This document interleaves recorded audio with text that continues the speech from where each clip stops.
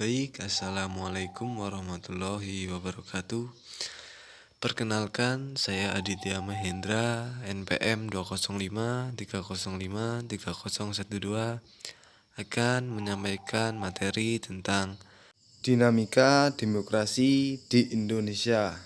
Baik, langsung saja ke materinya. Pelaksanaan demokrasi di Indonesia dari masa ke masa tidaklah sama, mengingat Undang-Undang Dasar yang berlaku pun berganti-ganti. Pergantian Undang-Undang Dasar menyebabkan pergantian sistem pemerintahan. Untuk mengetahui bagaimana pelaksanaan demokrasi di Indonesia, kita perlu melihat ke sejarah perkembangan sistem demokrasi di Indonesia. Pada periode 1945 sampai 1949, pada masa periode ini berlaku sistem demokrasi Pancasila dengan kabinet presidensial, dan pada tahun ini juga pemerintah mengeluarkan maklumat yang mengakibatkan sistem demokrasi diganti dengan demokrasi liberal dengan kabinet parlementer.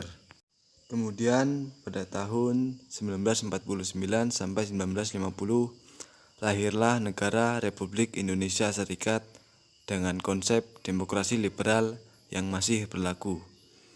Memasuki periode tahun 1950 sampai 1959, pemerintah Indonesia melaksanakan pemerintahan dengan sistem yang belum mengalami perubahan, yakni demokrasi liberal, dengan kabinet parlementer ala Eropa Barat, khususnya Belanda. Kemudian di awal tahun 1959 sampai 1966, pemerintah Indonesia melaksanakan demokrasi terpimpin. Akan tetapi, karena adanya penafsiran yang salah terhadap demokrasi terpimpin, terjadi penyimpangan terhadap Undang-Undang Dasar 1945.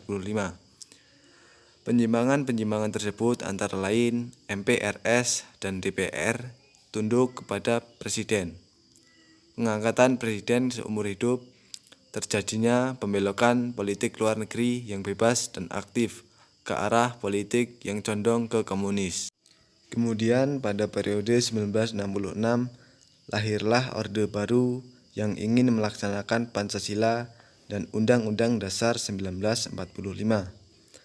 Secara ideologi dan konstitusional, asas demokrasi mencerminkan wajah demokrasi Indonesia yang bersumber tata nilai sosial budaya bangsa.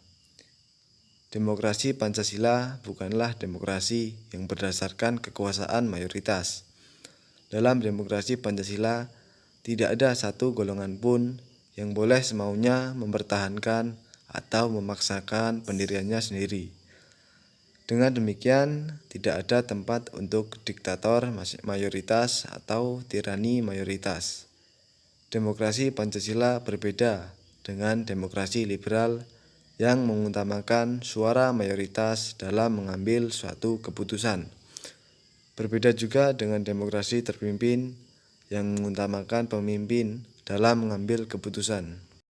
Baiklah, itu tadi penyampaian materi dari saya mengenai dinamika demokrasi di Indonesia.